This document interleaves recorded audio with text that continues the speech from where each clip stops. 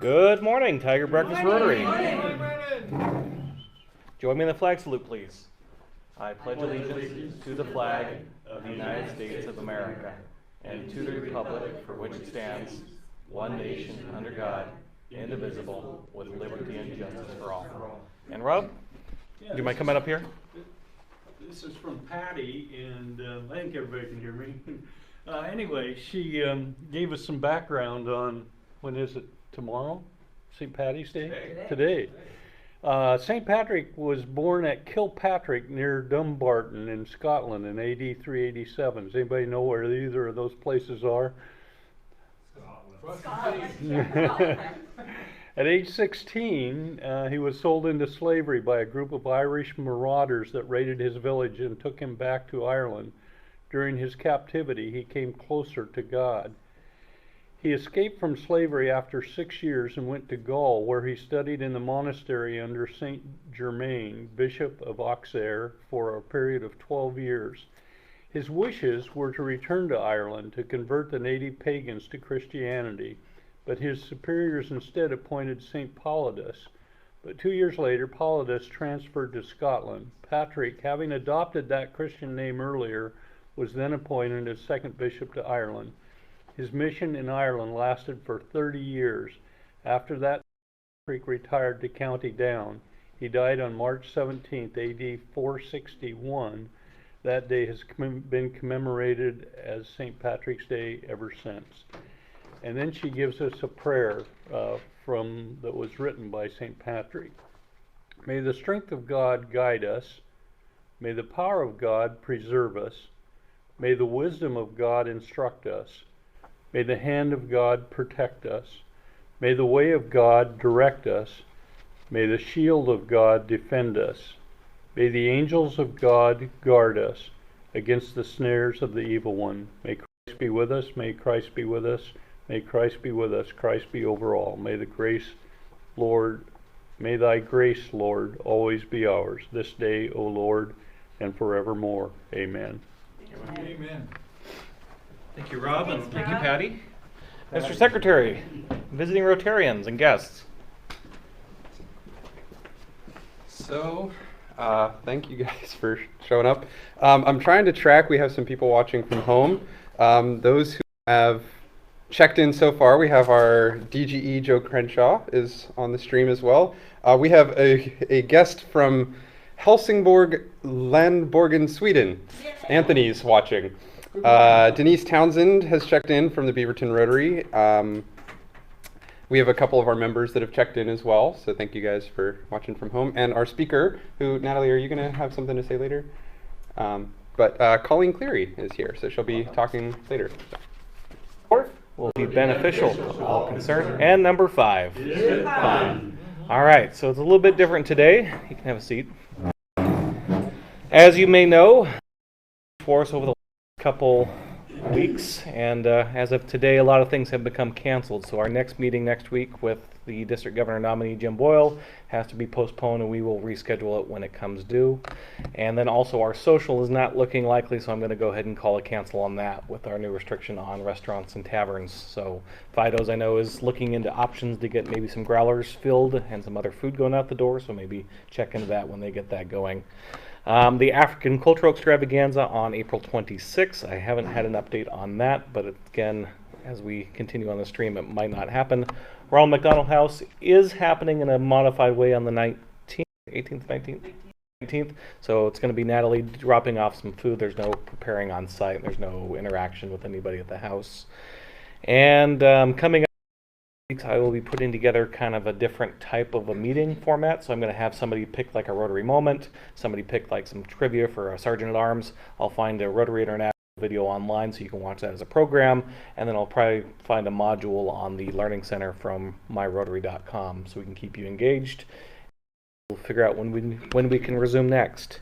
Are there any other announcements? Right. And again, a board meeting, we probably won't have one in person this month, but I'm going to look into Zoom, maybe some conference calling going on for that. And then also the district, because the district training assembly has been canceled, they are looking into webinars online. So we will keep that information coming as it happens. So with that, we will speed right on into our Sergeant at Arms.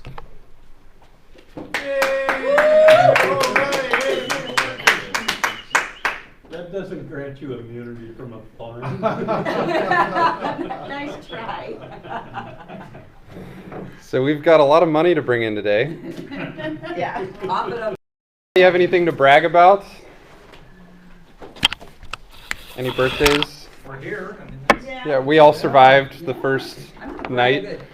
of the I'll purge. brag that our Tiger K-9 5K is in September. Nice. And we are going to promote it big time after we kind of get through this time frame. As Yes. a way to release your energies and to have a wonderful time in the fall. And It's a great time to promote it online. it's a great time to promote it, so we're going to make this a big event for everybody to get back out and co-mingle again in the fall. What day is it? What day is it? September 19th September On 19th Saturday. at Cook Park. at Cook Park.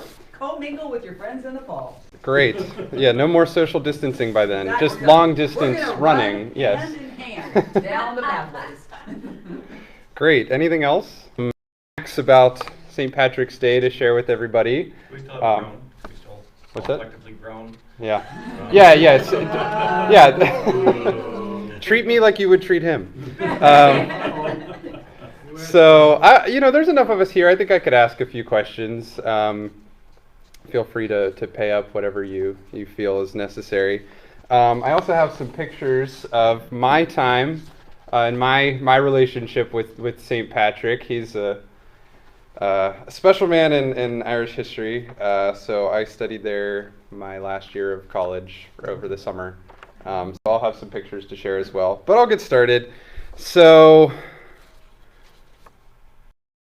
thank you for wearing green. All about it.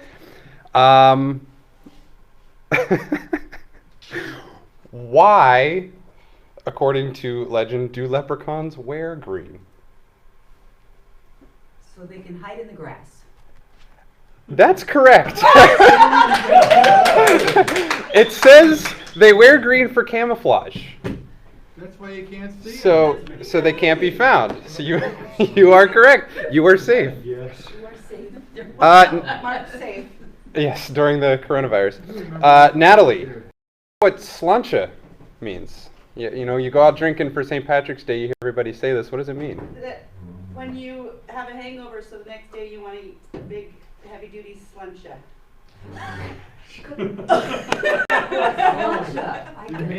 Creative answer. A lot of people think it means cheers. Oh, It's not. It's actually for health. gotcha. Good health, yes. Boy, very appropriate. Right? Oh, here it is. So this is Croagh Patrick. This is the holy mountain in Ireland. This is St. Patrick's Mountain. So on one of my days off, I got the chance to go climb the mountain. You can tell it was not the nicest of days since the top is in complete fog. Is that where the Browning Stone is? Not where the Barney Stone is, no. No, this is over on the west coast in County Mayo. It actually overlooks the bay out into the Atlantic. Was it fogged in when you got to the top? What's that? Was it fogged in when you got to the top? Oh, yeah. So, how does this move? No, Sorry? no. Alright. Yeah, so they have a pilgrimage here every year. I guess this is a holy spot because St. Patrick fasted for 40 days and nights. You can't actually even really see what the top is. But when you get there, you can go ahead. This is marking out St. Patrick's bed. This is where he rested for the days that he was up there. And there's a chapel there as well, so they hold a lot of services. You can go up here, and the bed is kind of behind us over here. So they have a chapel there. There's a pilgrimage every year. A lot of people hike this barefoot to commemorate the original pilgrimage or whatever. So you can go ahead. Oh. Yeah, there's supposed to be a really beautiful view of the bay right here. Yeah. Ireland. Could not see much that day, but I made it. So yeah, Croagh Patrick, a holy mountain. Rob, have you heard the phrase "Erin go bragh"? No. for it's an Irish saying. It's Ireland forever. Oh. Ireland forever. This is. I don't know where Mike gets these. Ted, what thing is associated with St. Patrick? Leprechauns. Yeah, probably. There's a lot of things. This says a bell. A Oh, bell. I was gonna say shamrock. Yeah. Yeah. There's a lot of things that are associated with Did St. he drive all the Patrick. snakes out of Ireland? That's the legend. Yeah. Personally, I didn't see any snakes when I was there. Didn't see a lot of wildlife at all. It's weird. You go from living in the Northeast, there's squirrels every 10 feet, and I don't think I saw a single one. Let's see. What is served the most served feast on St. Patrick's Day, Dave? What do people eat? Or what do we eat? Corned beef and cabbage. Potatoes, beer. Those are true. Your friend behind you has got Corned beef the and one that's cabbage. here. Corned beef and cabbage is the answer Mike would have accepted. You would accept a beer too. Colleen, do you want a question? Oh, You want some sure. trivia? Do you know what? This is the answer. This isn't going to happen to you, but do you know what happens if you're not wearing green on St. Patrick's Day? You could get pinched. You could get pinched. It for sure won't be Get happening. pinched. Not going to happen today. Oh, social distance. I'm keeping my 6 feet away. Natalie, where do leprechauns bury their pot of gold? At the end of the rainbow. At the end of the rainbow. Oh. And if you didn't know it from this, you would have found it in every Lucky Charms commercial ever. Yeah. Be Lucky Charms. Me Lucky Charms. They're magically delicious. Do you know what the name of a leprechaun's wooden stick is? Oh, what is it? Shillelagh. What will they hit you with? Fred. That's what your mom. In all of this? The color you turn when the airplane gets in trouble. Or at the end of the night on St. Patrick's Day? Yeah. It stands for hope, Huh. which I think those colors, I think, the independence fight as well. So, do you know what the nickname for Ireland is? And I'll go with Ted. Emerald Island. The Emerald Isle. Ted's got his Irish history down. Yeah. He's pretty good. Study. Not just Wow. cute. Now this one I tried to look up. I'm going to question the source on this because I don't know where this information was found. But Steve, do you know what job the leprechaun held? Job the leprechaun had? Who was the leprechaun? Huh. More than one. Bartender. Didn't he live on What'd you the say? bridge? A shoemaker is the answer that is on here. Candy. A shoemaker. Study. I guess he's got buckles. I don't I think you read your notes. Last question on here. What is the Irish liqueur that is the most famous all over the globe Bailey's. for the group? Irish cream. Bailey's Irish Cream. So there you go. St. Patrick's Day might be difficult to celebrate as normal, but I hope everyone finds some fun today. Virtual pinch. Yes, virtual pinch. Mike's never received such an ovation. All right, so our stream did get up to 15 people watching live. I think we're down to 13 now. We did have our assistant governor, Janine, is spectating. And yes, this does count as a makeup, Janine.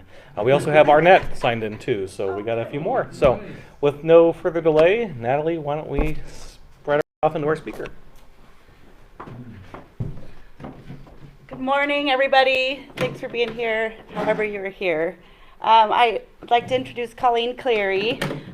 She is a holistic health coach.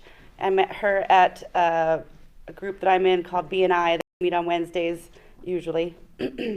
And she is known for her 5 key strategies to creating healthy habits that are sustainable. So this is kind of a key time for her to be here.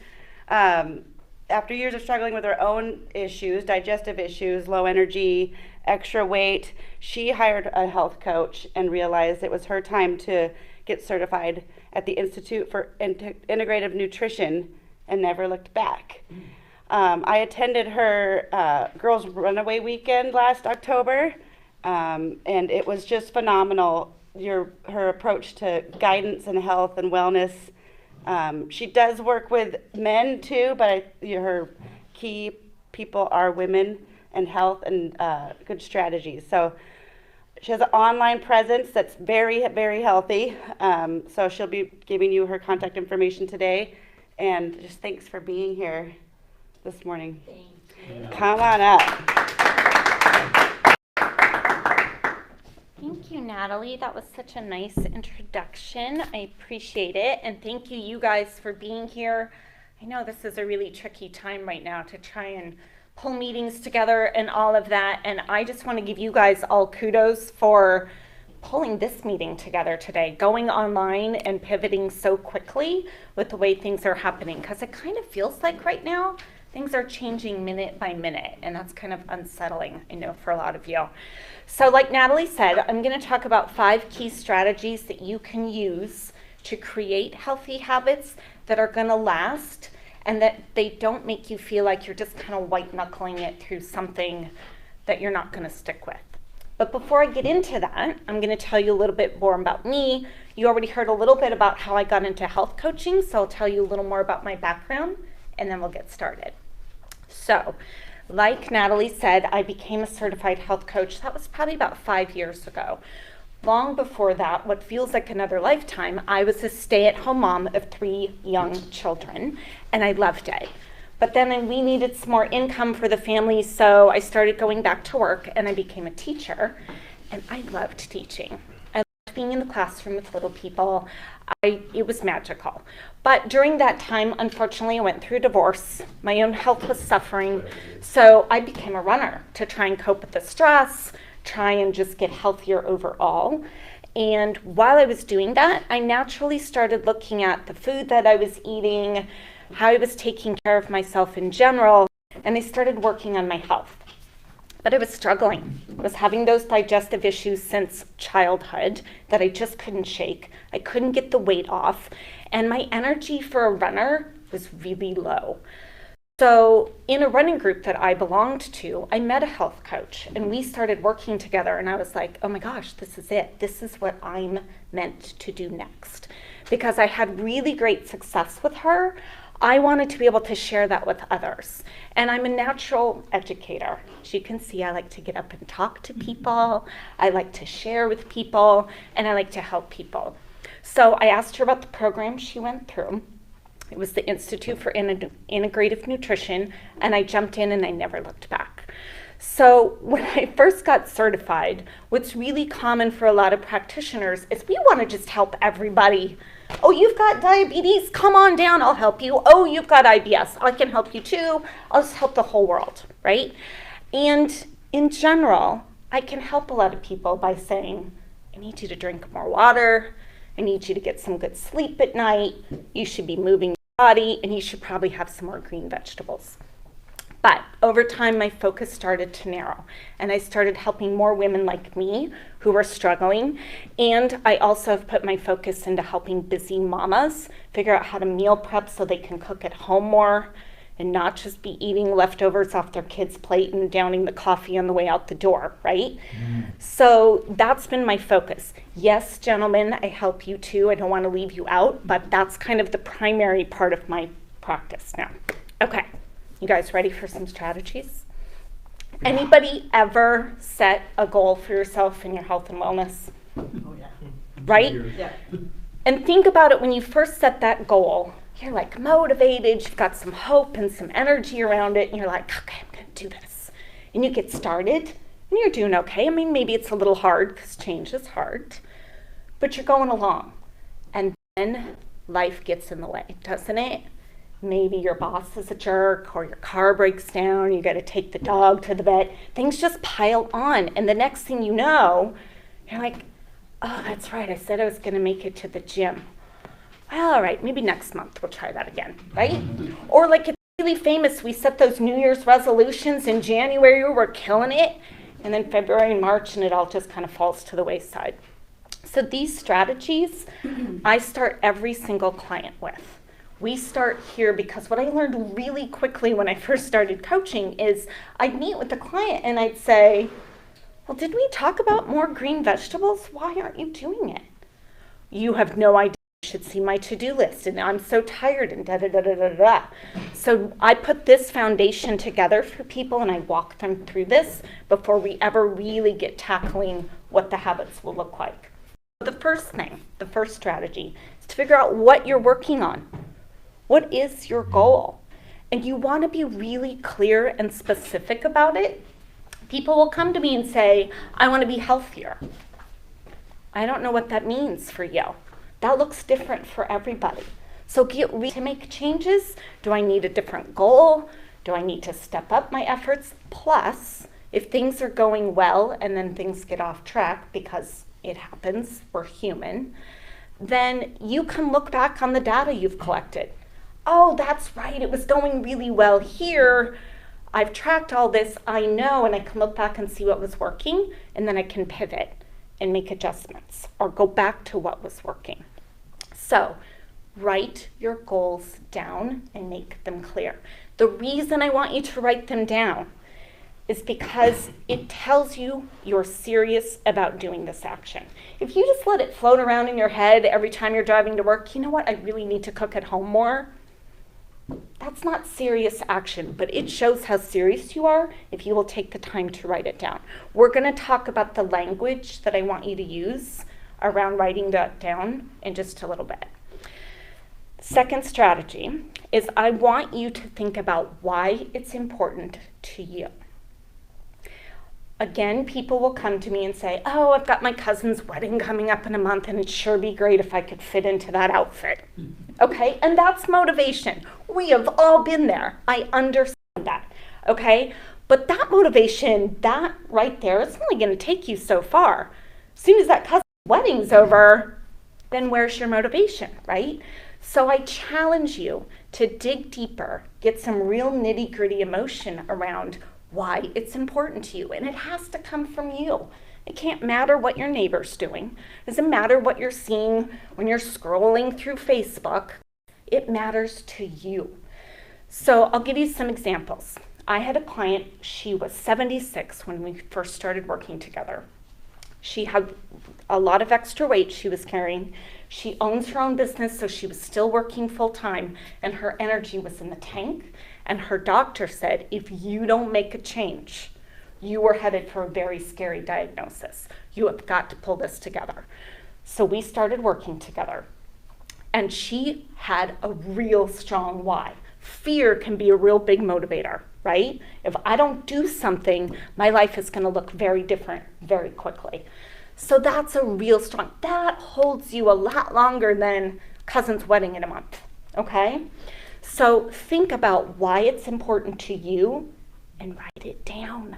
You need to revisit it regularly so that you can remember why you're willing to put in this hard work. The other thing to know about your why is it can change over time. For that same client, after the weight came off and she was so much healthier, she was no longer scared of a diagnosis coming. Now her new why is she wanted to see, oh, what can I do now that I'm healthy? How active can I be? She decided to sign up for a 5K race and run for the first time in, I think, over 30 years. She used to be a runner. So your why can change. So you want to stay connected to it and you want to visit it often. The third thing that I'm going to tell you is I want you to gather your resources. And what I mean by that is if you get all excited about a new goal, let's say it's working out or cooking at home more, but you don't have the things you need to do it, how long are you going to stay with that and how long will you be successful? When people come to me and say they want to be a runner for the first time, I don't send them out the door in their jeans and flip-flops. I'm like, get to the running store, get fitted for some shoes. I had a client just recently I started working with, and she really wanted to cook at home. Takeout and microwave meals were her go-to, and she knew she needed to cook healthy meals at home. We started talking and quickly discovered her kitchen was not set up for cooking at home. Her kitchen was set up for takeout meals and microwaving things. That was it. So she needed to start there. I could talk to her all day about cooking some veggies. She didn't even have room on the kitchen counter to put down some groceries, okay? So gather your resources. Be specific about what you need and set yourself up for success. Now, there's some resources that I think are really important no matter what your goals are. The first one is accountability. Anybody agree that change is hard, right? And you need someone to hold you accountable. But I want you to be really clear about the kind of person you want to look for. I want you to be selective. If you can't hire a coach like me, because that's a piece to what I do in my work, then you want to think about someone that's going to say, oh yeah, you better get to the gym. Let's say you're going to go to the gym Monday, Wednesday, Friday. That's your big goal. And Monday comes, you're doing great. Wednesday comes, you're doing it. Friday, I'm so tired. Stayed up too late watching Netflix. It's cold. It's raining out. I don't think I'm going to make it. If the person that said they would hold you accountable says to you, I wouldn't go either. It was nasty out there. Why don't you, at the very least, they'll be like, oh, you better go. You said you were going to go. Get to it, right? So be selective in who you look to for accountability. I've been a distance runner for over 10 years now, and still on a regular basis, for my long runs on the weekends, I make a plan with girlfriends. Let's go run some miles together. I know that they're going to be there waiting for me. That holds me accountable. So think about that. The next thing I want you to look for is someone that will be encouraging and supportive, because again, change is so hard. So look to people that are going to say, oh my gosh, in this time, virtual high five, right? Or way to go, you're doing so good, I'm so proud of you. Again, if you've got someone that's like, oh, how much are you working out? Maybe you should just slow down and eat some brownies. That seems kind of dangerous. Isn't that bad on your knees? Like, what do you do? I don't know that you should be doing that. We can still love those people. Those are not the people that are going to give us that encouragement that we need as we get going. These things are so important because it's so hard. Okay, the next thing I'm going to suggest is having a journal. And I know a lot of people are like, oh, journaling. I'm not saying sit for an hour and do all the writing, okay? You can take 5 minutes and really make a difference for yourself. But this is the place where you can keep, what are the goals I'm working on? Why is it important to me? Anything else you need to be working out as you go through this process? That's where you can keep all of this stuff. And then the other thing that I think is super helpful are quotes and mantras, things like that really speak to you as an individual. I can tell you some of my favorites, but you might be like, that seems corny and awkward. Why would you say that to yourself? But there's lots of resources. You can Google for positive quotes. You can pull out some of your favorites that you already know, but then write those down and plaster them where you can see them. Keep them as a screensaver on your phone. Go old school with some Post-it notes and plaster them everywhere. Change them up often, because what I noticed happens with me is that I'm like, oh yeah, I've seen that. I don't even read it anymore because I already know what it says. So keep it fresh. The other thing that's really effective, use your phone, use the alarm on there. Let's say 2 o'clock in the afternoon is your downfall. It happens for a lot of us. The afternoon, our energy kind of takes a natural dip, and we find ourselves going for that sugary snack, that pick-me-up, whatever, then another latte, whatever. And if your goal is to really reduce that, and you know 2 o'clock is your time, set an alarm on your phone at 1:55 that says, don't you even think about it. Right? Be proactive. Take care of yourself. You know if you're paying attention for just a minute when things fall apart. So make a plan for that. Okay. The next one, the fourth one. Feel free to roll your eyes when I present this one. All of my new clients do. Even if it's on the phone, I can hear the eye roll. I swear I can. I did have one, a client of mine, I'll share her story in a moment. She's a doctor.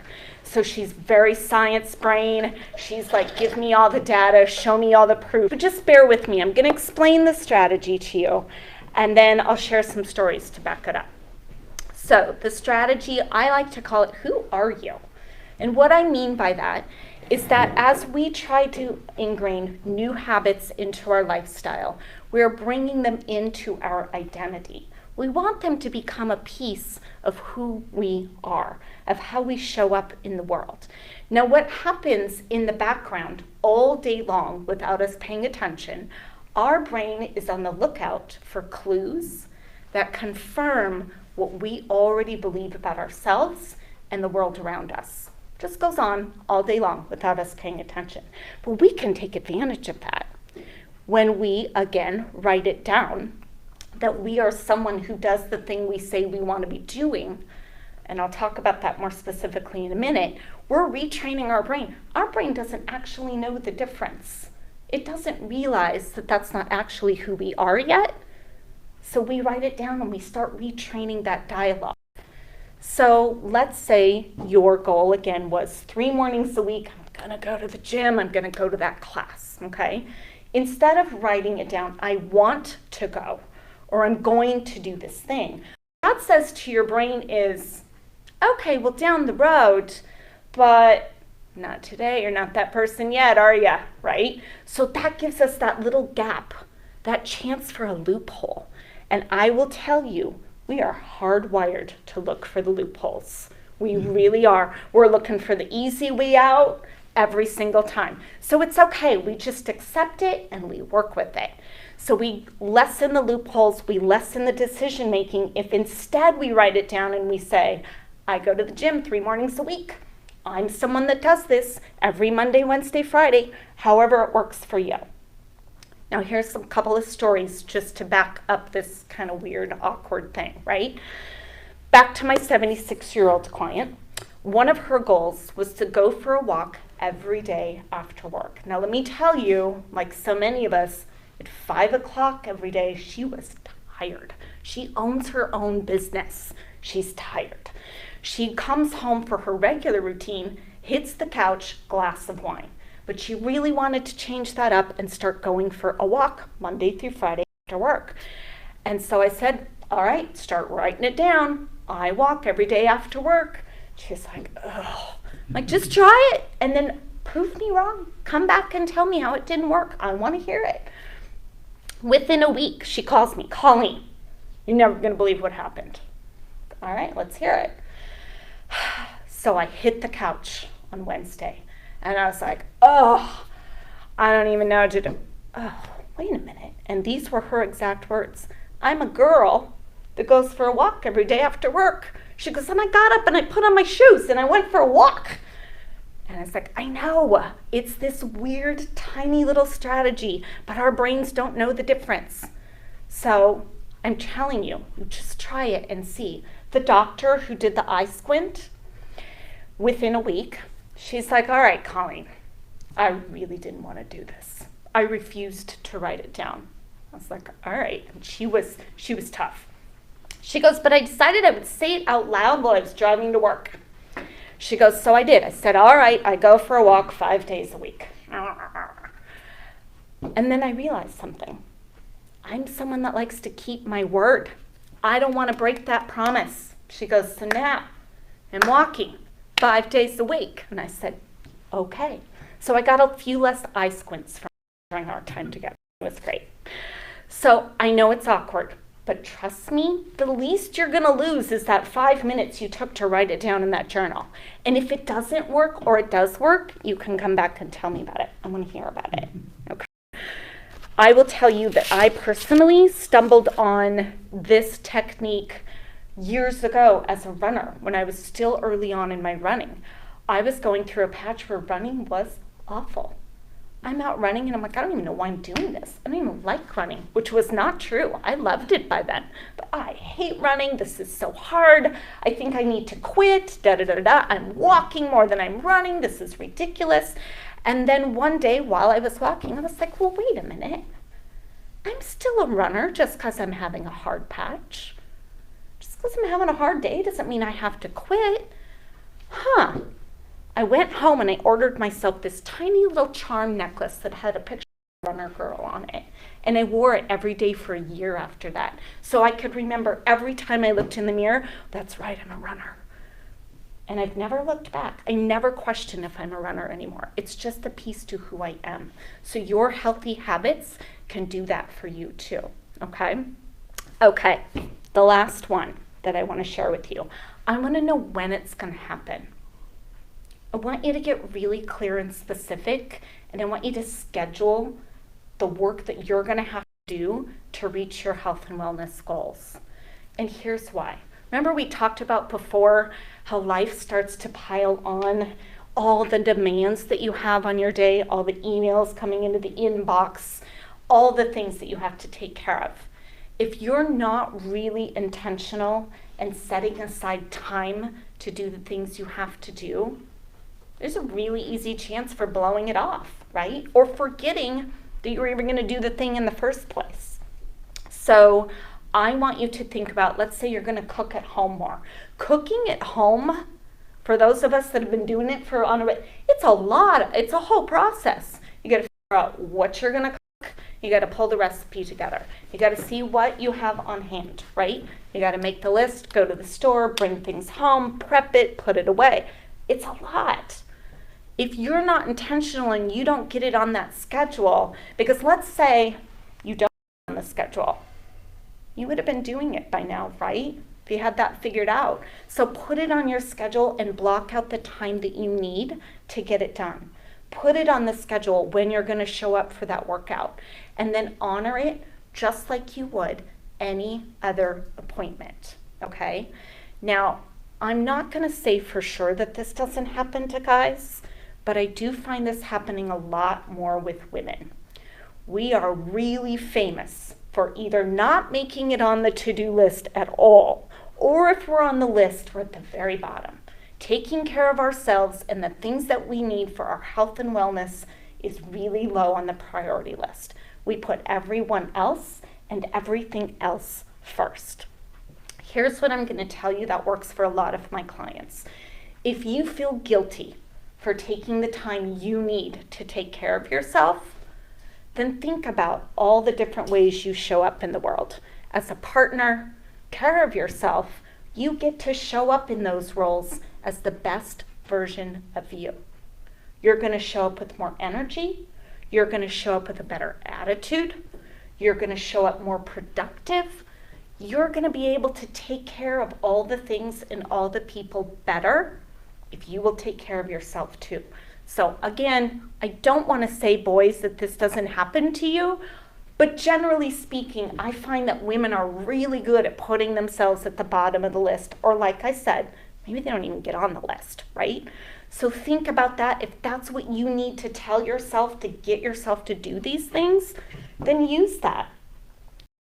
Eventually, you'll see that you're worth it just for yourself. But that's a good place to start. So get it on your schedule. Figure out when it's going to happen. Because otherwise, let's say the cooking at home thing is your plan. You can be thinking Thursday while you're driving, oh yeah, you're going to do some meal prepping this weekend. And then Monday afternoon, you're going to go, oh, dang it. All right, well, maybe next weekend, right? You got to get real intentional with this stuff and get it on the schedule, okay? So those are my 5 strategies. That's where I want you to start. If you're going to be creating some new healthy habits for yourself, please start there. Figure out what you're working on and track it. Figure out why it's important to you. Get your resources together. Get someone to be accountable to, especially in the beginning. And then figure out who you are, right? Start writing it down and making it a piece to who you are. And then get it on your schedule, okay? So that's where I want you to start. Now, I'm going to tell you what happens a lot is that, again, for the women, oftentimes, one of the questions I get is, how do I find balance? Like, have you seen my to-do list? How do I balance all the things? And what I think a better question is, what are you willing to give up in order to get what you need? Okay, you have to be what I have heard called comfortable with your compromises. We can't actually do it all. We can do a lot, okay? We're pretty amazing human beings, but something's got to give. And if you feel like maybe you just don't have the time, start with what I call a time audit.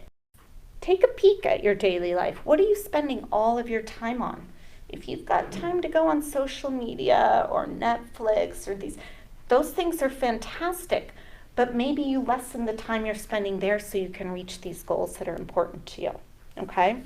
So now let's talk about how you can get a hold of me if you've got more questions, or if you want to tell me you tried that thing and Colleen, you're crazy, it didn't work, whatever. I want to hear about it. Work toward their goals. I offer a free phone consultation. You just get on the phone for me for about 30 minutes and we talk about where you're at now with your health and wellness, like it to look like, and then how I might help you bridge that gap. Okay, so I do offer one-to-one coaching. And then I just yesterday, launched a brand new digital course, which, believe me, when I first started working on this, the coronavirus wasn't a thing. I had no idea it was coming, I promise. But I did know that online learning is definitely an important piece for health and wellness these days, or just in the world in general. So I created a course called Mom Life Hacks. And it's basically helping women with the two things they tell me over and over again they struggle with. Meal prepping and planning so that they can cook at home more often and avoid that never-ending what's for dinner, let's just do the drive-through scene, okay? And getting those workouts done on a consistent basis. I put a whole course together. Women can go through this course at their own pace. There's video lessons, there's notes and worksheets, tons of free content in there, help with picky eaters, because as a mom of 3, I know what that's like. So I put this whole thing together so they can go through it while they're at home in their pajamas, folding laundry, whatever. So that's also available now. So that is all that I have for you. Do you have a question? About your meal prep parties. Meal prep parties, yes. So you can go online when you go onto my website, ColleenClary.net, and you go under, there's a services tab. You're gonna see a link to my Facebook group. It's called the Sisterhood for Wellness. And in that group, about once a month, as a matter of fact, this Sunday, are you coming this Sunday? Be there. Be there, awesome. So what I did with it, again, I had no idea everything was gonna go distance learning, we can't be together. I didn't see that coming, but it lends itself to that. I started doing meal prep parties once a month because when my kids were little, I had a best friend who also had 4 little children, the same ages. And we were always behind on the housework, and it felt like such a chore. Man, I can never quit scrubbing bathrooms or doing laundry, and I'm tired of it. So we decided we would get together, and we would take all the kids to one of our homes. They'd have their play date, and then she and I would spend time together cleaning that house. So all the bathrooms got clean, the kitchen got clean, and all the laundry got done. And we had fun while we were doing it. I had girlfriend time, music was playing, the kids were entertained, and then the next time we'd swap over to the other house. So probably about 6 months ago, I decided to put these parties together because I thought, you know what, for a lot of people when you say meal prepping and planning, oh, it's just another thing on my to-do list. Why don't we make it a party? We can decide if we're gonna have fun or not. We can flip our mindset. So I prepare the week ahead in this group. I share recipes and strategies, and then it's typically on a Sunday, I show up live in the group, and I'm like, all right, let's put on some good music, let's do this together, and so it's a virtual party. I can't go to everybody's kitchen.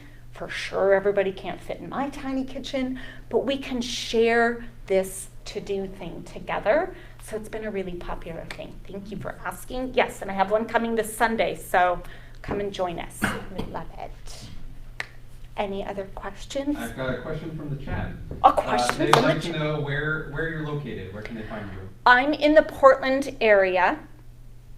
Okay, most of my work is actually done with clients over the phone, streaming with each other occasionally, but not for a while. We meet in person. And your running group. The running retreat that I host in October, thank goodness, because we're going to be done with this way before the fall comes, people, okay? I'm just going to put that out there. There's a running retreat I hold every October. It's called Runaway Girls Weekend. It is in wine country in Oregon. It is an overnight, all the tasting. We get massages. We have girlfriend time. It's awesome. Natalie's going to be there. Yeah, it's good stuff. So that's in October, but that's also up on my website. You can find everything there. Any other questions? Could Yes. you spell out your website? Because people can't. You know I can, of course. But it's St. Patrick's Day. They can't spell Colleen Clary? Just kidding. All right, so Colleen is Colleen. Clary, CLEARY.net. .net, yeah, not .com. By the time I came around to make a website, they're like, sold I out. think we had one more question on the chat. Colleen, will your group be joining us for the Tigard K9 5K? I think that would be a That would be an fantastic excellent- manage a women's running group. Yes, So that'd be for excellent. sure I can promote that. And it's we'll- in September. I know. Very In the happy fall, to when do it. we're all going to be ready to see each other face to face so much more. Yes, for sure. Any other questions? We're good? All right. Thank you so much, guys. Before you run too far away, I wrote down. so Rotary International has the Rotary Foundation, which has 6 areas of focus, one being disease prevention and eradication. They've been Nice. working since 1985 to eradicate polio from the face of the earth, and we're down now 2 countries left in the world before it's completely eradicated for good. In honor of you coming here today, we're going to make a donation in your name of $10 to the End Polio Now campaign, and you are welcome to join us at any time. We love your energy, and I think it's been a good, nice change for us. So we'll Okay, be sure. we're being appropriate, right? Oh, 6 feet, sorry. I was like, oh, Measuring All right, tape. there you go. don't look at that. Thank you All right, so thank you. much. Thank you. All right, and again, our Tigard K9 5K happening at Cook Park on September 19th, which is a Saturday. You can register online right now at www.tigardk95k.com. Okay, so upcoming meetings, all in-person meetings are postponed for the time being, so we will have to keep posted online when we're going to rejoin back here. I'll be sending out kind of a virtual meeting coming up, so I'll be looking for people that want to send me a moment or some sort of inspiration to put in there, a Sergeant at Arms true facts trivia thing that would be kind of fun to know, maybe, except for Mike. We'll avoid him for the next couple weeks. And then I'll be throwing in some videos from Rotary International so you can get up to speed on what's happening internationally. Do we have anything else for the good of the order? All right, so with that, I might end with the Irish, what is it, the Irish prayer? No. Yes. Okay. May the road rise up to meet you. May the wind always be at your back. May the sun shine warm upon your face, and rains fall soft upon your fields. And until we meet again, may God hold you in the palm of his hand. And for the last time in quite a while, this will be the end of our meeting.